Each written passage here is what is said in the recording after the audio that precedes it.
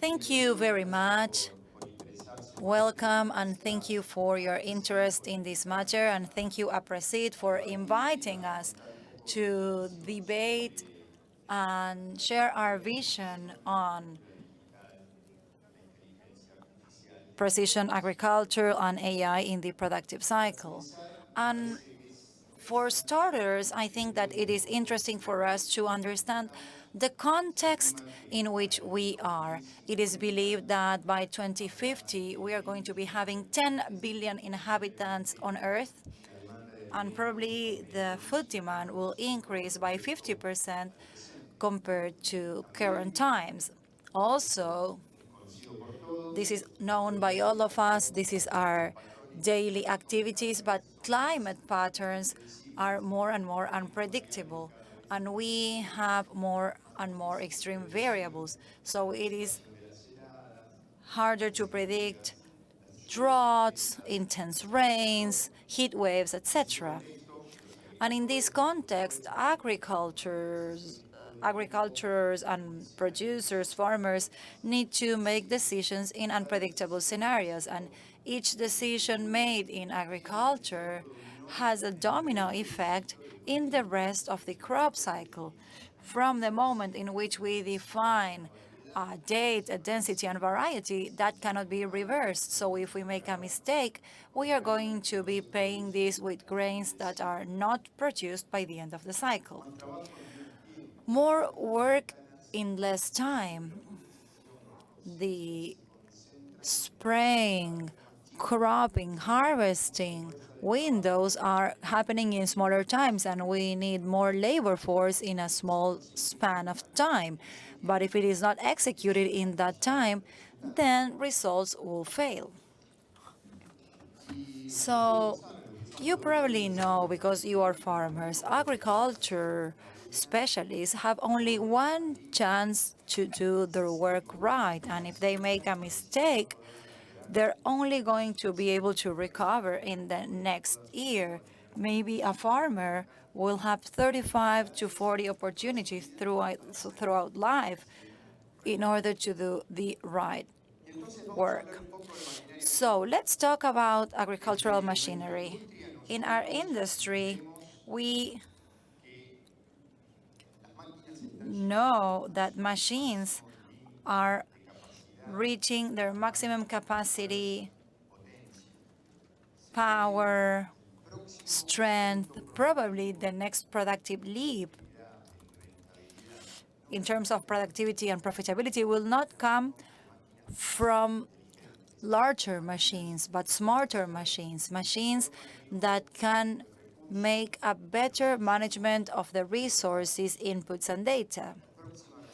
The next revolution that we will have in agriculture will be not by size, but by intelligence.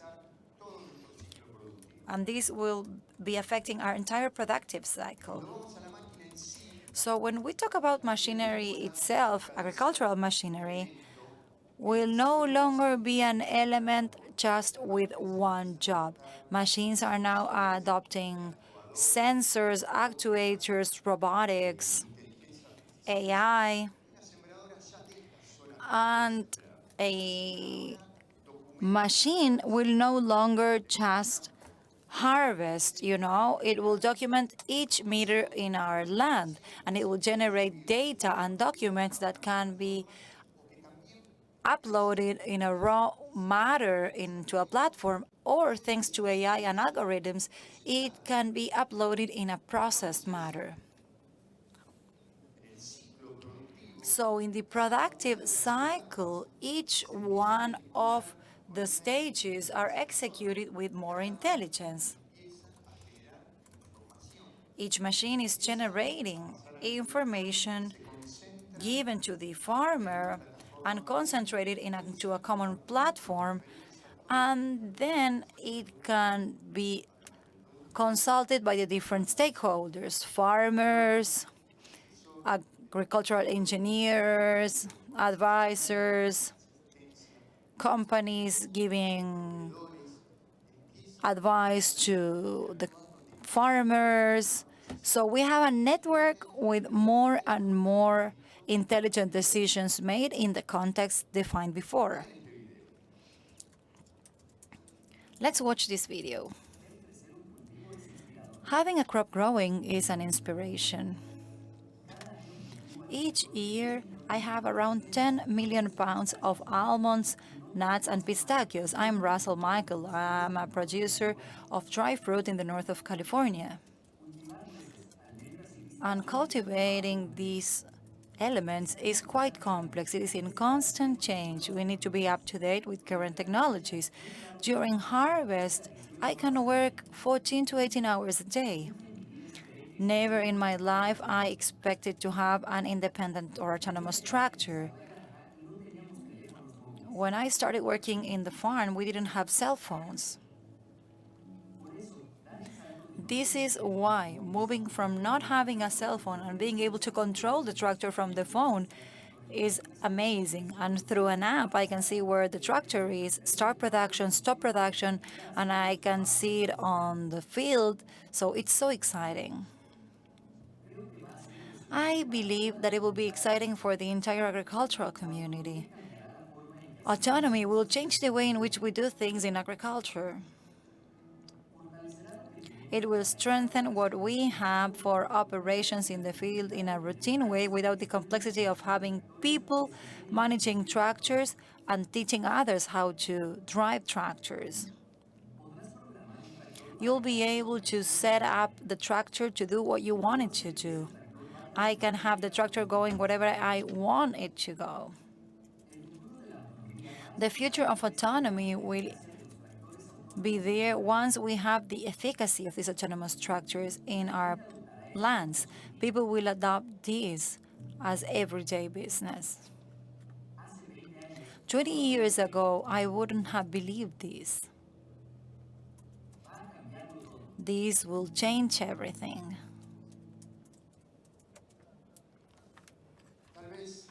Maybe what calls our attention from this is for the tractor to be autonomous, right? But probably that's not the most relevant thing. The most relevant thing is that during that operation, precision and the precision with which the tractor is making each decision is literally inhumane. No one could work with such precision and accuracy, and that is done from the very first minute up to the last minute of an 18-hour day. This is the most relevant thing about this path that we are going through. And in the present, maybe one of the problems that we have is over information around any topic. When I used to study in the 90s, finding information was going to a book or a professor that had that information. Today we have this overflow of information, and sometimes we could say that there's pollution of information that sometimes is opposing, and you don't know where to start. So in John Deere, we created a pyramid, which are the steps in the evolution that we would need to have in order to reach this last video that we have just showed. If you paid attention, that tractor had an antenna and a screen, which is what we call essential package. These are the essential elements that we believe each field should have regardless of what is happening: an antenna, a screen, and a modem in order to upload information. That information, where is it uploaded? To a platform. You see how the farmer says that he's managing the tractor with a cell phone. Well, it is being done through an app, John Deere Operations Center, which is a website, and anyone here could have your own account there because it is free. Just with an email address and a password, any of you could create an account and start interacting with technology. A second step would be to start generating an increase in the use of technology and autopilot, section control. If I can keep on growing, we could have more up-to-date technology, software, machines working independently, up to the moment where we reach total autonomy. We understand that this is a step-by-step journey. And since the beginning of agriculture, there are three key stages: planning, execution, and data analysis. If we go back to the Middle Ages in Europe, where they were having, I don't know, winter crops, someone was, okay, let's do wheat, let's define the location, someone would execute, seed, harvest, and someone would analyze all of that and write all of that down and give this piece of paper to the next generation, or also orally. And that was the evolution of agriculture. Those same stages are still done, but now they can be followed with a level of sophistication that was unimaginable so far. We can set up and plan all the agricultural work from home, from our desk, involving every involved stakeholder in the productive cycle. We can plan with the driver, the contractor, the agricultural engineer, with the company that will assist me, with the machines, with the different suppliers, different platforms, so that then we can have the machine executing in the field what was planned. Depending on technology and the sophistication of the machine, we can execute with more or less resources. And by the end, the analysis where we have every machine documents and uploads information, we will have a formatted, already digested information that will be useful for the next decision-taking process. So what do we understand? That the 100% of the time, 100% of the information and the 100% of the equipment will be or have to be connected. So we have a red team here because this is independent from the brand. This is transversal to all the equipment. How do we understand this? That a platform, a universal platform, such as the operations center, that in agriculture today is an open platform, the one that has more applications connected of all type of businesses, laboratories, seeds, soil studies, satellite images, images from the competition, other brands as well, because this technology is transversal to the entire productive process. Probably you cannot see it in the back, but the proposal is to connect the suppliers, the trucks that will bring the input, the supplies, and that will take the harvest. And a very important player is the concessionaire. And here I need to speak about this. All the concessionaires of John Deere in Argentina and in South America have a connected solutions center. What is that? A room in each concession center full of TVs where we have technicians operating machinery, and all these concession centers, they have specialists in each one of the equipments in such a way that they can participate all throughout the process.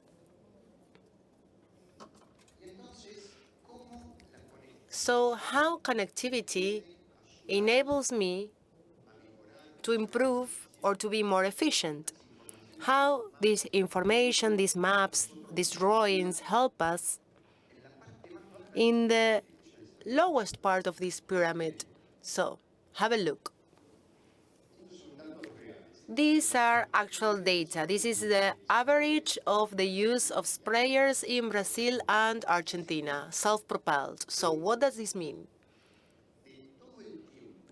Of all the time that a sprayer is working, only 54% is actually spraying. The rest are loss of time. You lose 9% of transportation within the lot, 6% outside the lot. This value in Argentina is higher, 6% of maneuvers in places where it's not being sprayed, delays in distribution, work in the field due to a technical failure or any other inconsistency. So every time that a dealership receives a customer that is going to buy a sprayer, normally they tell us that they need a sprayer that is actually bigger. And perhaps they go from a sprayer of 36 meters to 40 meters, 42 meters, whatever. And he or she is increasing 20% its capacity. But probably this 20%, he can improve it with a machinery or a more intelligent solution, burning oil and delaying maneuvers in smaller lots. With intelligence, you can grow better than with a bigger machine. And these are the different ways that we can analyze this situation in real time, in the computer, in the telephone. We can have reports because this is traceability. What it says, dead time reasons, or idle time. We can see it here if you generate an alert, if you have a sprayer with this technology, if the machine has a problem, then it lets the telephone know. If you are not interested or you cannot follow because you are concentrated in something else, you have reports not only from a lot, but from the entire campaign. And we can also have predictions about logistics. We have one level more in this pyramid that I told you about. So what can we do? We can know where the machine is going to move without going to the lot. We can trace the lines where the machine is going to move. So why is this important? Because we know where the machine is going to enter, where it's going to end, where it's going to start, which are going to be the loading areas. You can imagine if you have a plow harvester with 3 tolves, seed, online fertilizer, and lateral fertilizer. These are 3 types of products that are going to be emptied in 3 different times. We can plan where all these supplies are going to take place, not only of the harvester, but also the services that this tractor is going to include. So we can do all this during planning times that normally we have more time than at the execution time. I was telling you about the time we lose with the headers. All these technologies can be useful for a sprayer, for harvesters, which is the automatic turn in the header. So this gives us a maximum level of accuracy to avoid overlaps and failures from minute number 1 to the last minute of long days of work. Here, obviously, there is an operator, but it is the same technology that you've seen in the self-driven tractor. So the one taking the decision is the machine. So one level more, as I said before, and here we play in more important leagues. This is a predictive technology. What does this mean? The machinery, one day before, without leaving the premises, the biomass knows the biomass of the product that is going to harvest the next day. How does this work? The previous day, from home, from the phone, I'm going to tell the machine, the monitor of the machine, which is the lot that I'm going to harvest. And the operations center, with the most advanced function, is going to search the satellite image, the sequence of the satellite image from the sowing to the last day of that lot. That way, The machine knows the growth of biomass of that lot. The next day, I stop the harvester in front of the lot, and that harvester, you can see here two triangles coming out of the cabin. These are two cameras that read 8 meters ahead of the cut area. So combining that information with a satellite image, it estimates a map of productivity, before entering the lot. And that allows me to calibrate the machinery before the machinery enters the lot. So in such a way that this machinery works at 100% of its capacity at all times. Harvesters are classified into different 7, 8, 9 classes, depending on their size. The bigger the size, the higher the class. So class 7, with this technology, works as a class 8. So the same concept. We are not going to grow in sizes of machine, but we are going to be more efficient and smarter.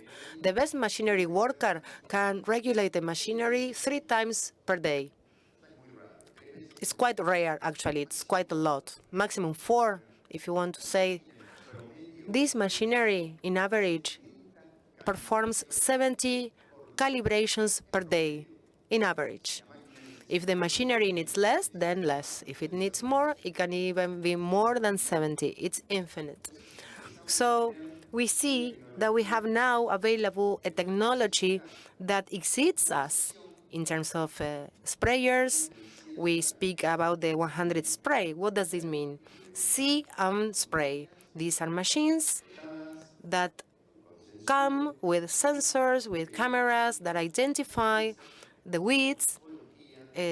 For morphology reasons, they know which weed they are reading. If they don't know, they upload it to the cloud and they search it to obtain information.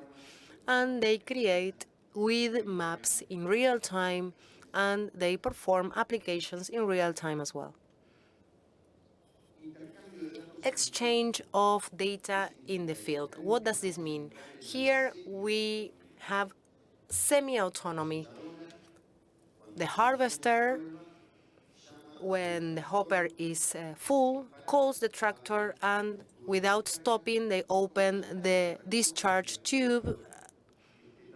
And this tractor that is coming is led by this harvester in such a way that the discharge happens in real time and in an efficient way, keeping the proportion of fullness in the entire grain container. The exchange, what I'm telling you now, exists in Argentina. 7M has this technology. Exchange of data in the field as well. What allows us is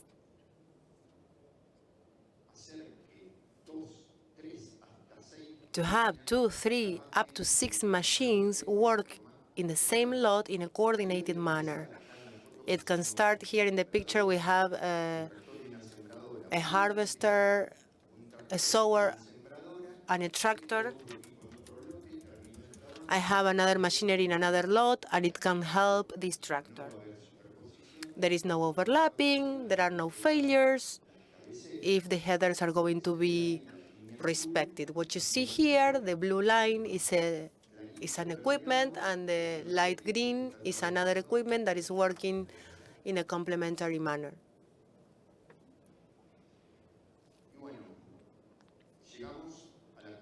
So we are getting to the top of this pyramid that I was showing you before.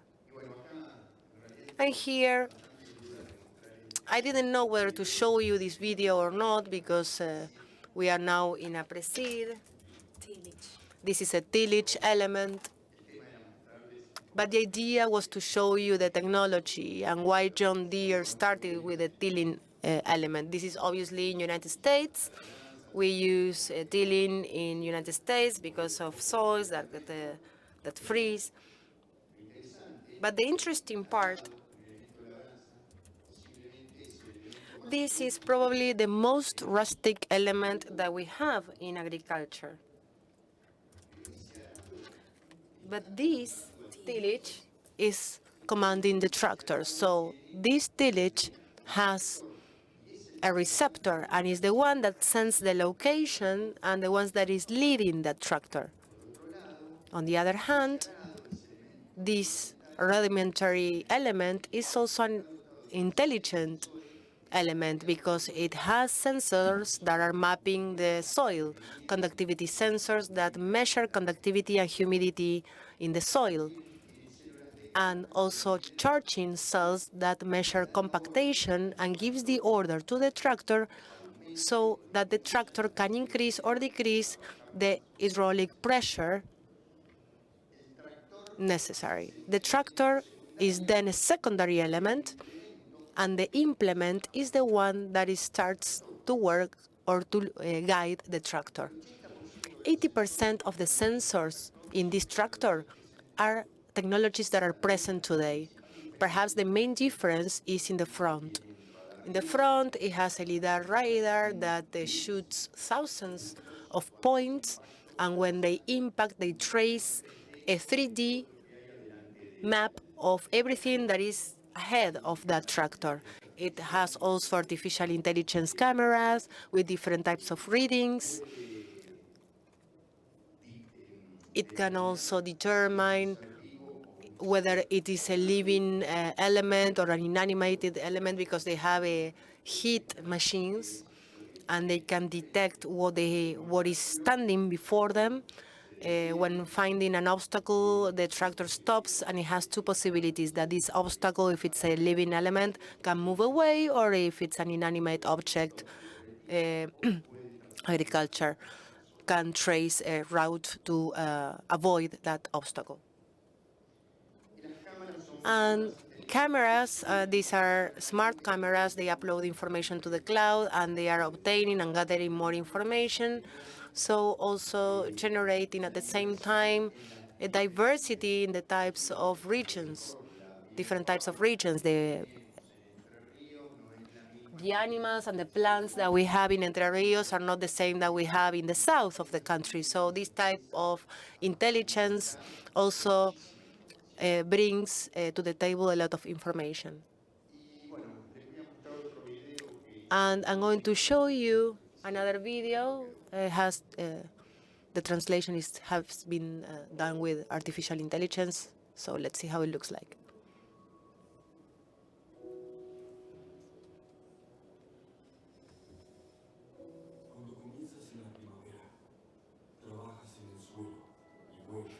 When you work during spring, this is the best type of smell. When I started to harvest, there was no technology available. Each tractor was manually led. Everything was done manually. You were planting, and you had to follow a line. If the soil was wrong, then you would lose that line. Darkness, you couldn't see your marks. Humidity, you couldn't see your mark.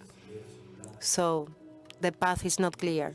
My name is Doug Neves. I am agriculture of Blue Earth, Minnesota. I am agriculture of fourth generation.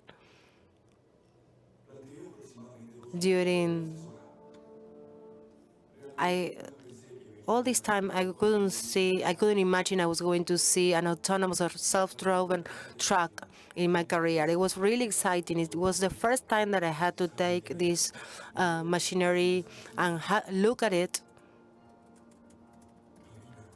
A cabin that started with tillage, getting to the end, the field. I could see with my application, monitor the truck. I could verify the level of fuel. I could verify the application to see how much of the field is left. If there was something in the field that I was not sure, then the tractor will stop and let me know.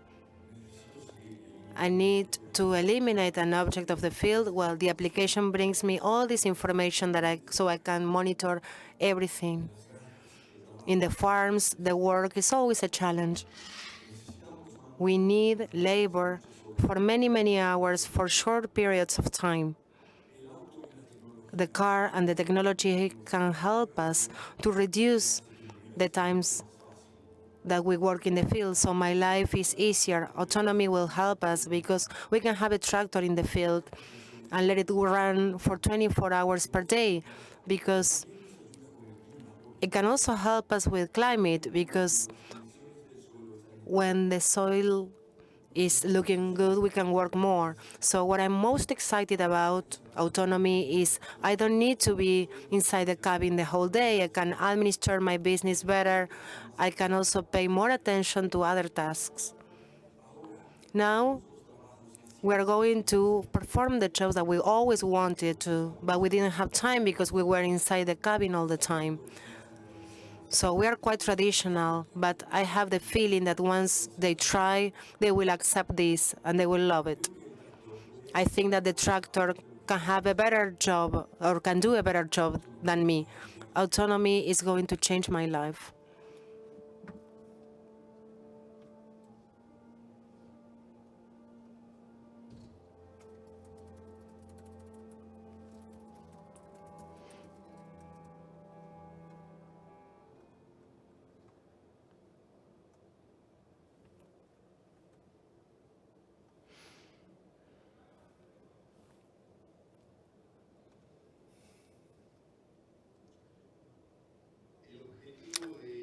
The purpose of Deere is for 2030 to have a fully autonomous system in the entire productive process of soybeans and corn in the United States. So we're going to be very close here as well. This harvester that I showed you before with the technology, predictive technology, we think that for 2030, probably this will be an autonomous machine. And more technologies are added. I didn't show you, but that harvester also, we are now testing it, is going to have sensors that are going to map weeds as it is harvesting. So that way we will have a weed map for fallow.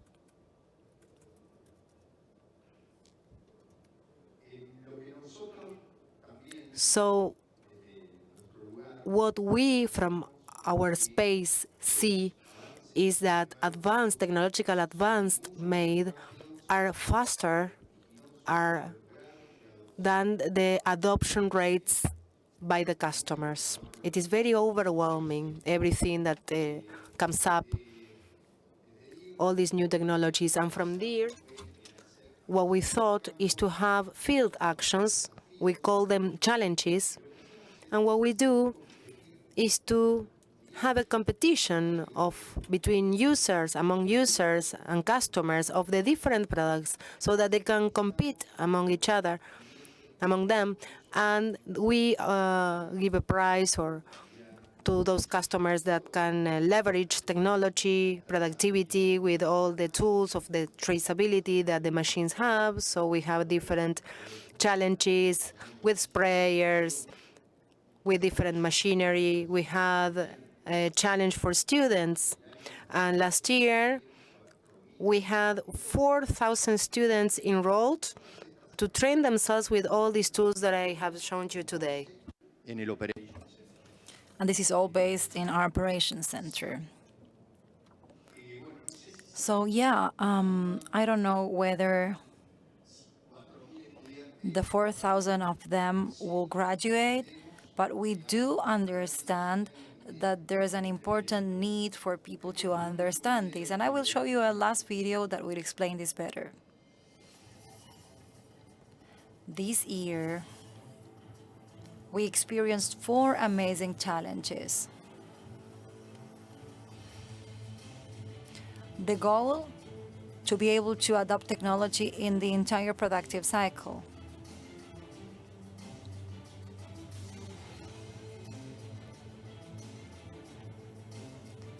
"328 people trained, 16 finalists, goal 100% achieved. 76 operators trained, 16 finalists, more than 200,000 hours connected with better quality maps, 15 points of increase of automation in some of the machinery.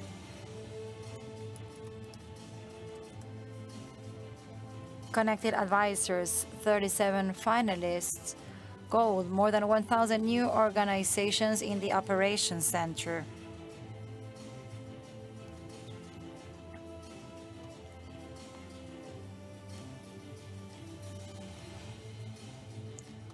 Another goal that we achieved, more than 2.5 million hectares applied with all these.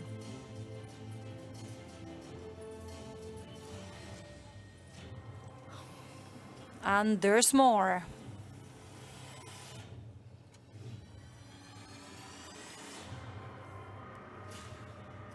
"2025 challenges coming soon."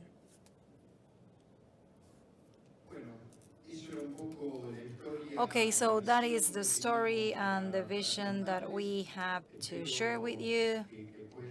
I hope that I was able to support you in the Congress, and thank you very much.